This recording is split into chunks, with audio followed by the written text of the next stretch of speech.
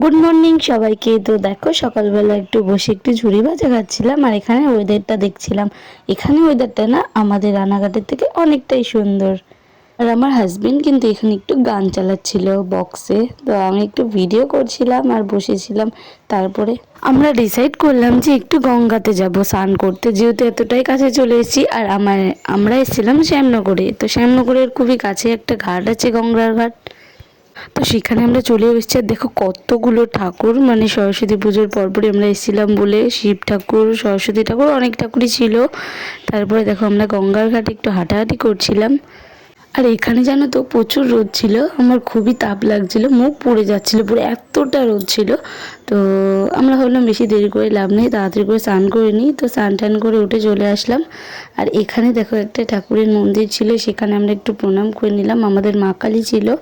তারপরে বাড়ি আসার সময় আমরা ভাবলাম একটু কিছু খাওয়া যাক, তাই জন্য একটু জুস খেয়ে নিচ্ছিলাম।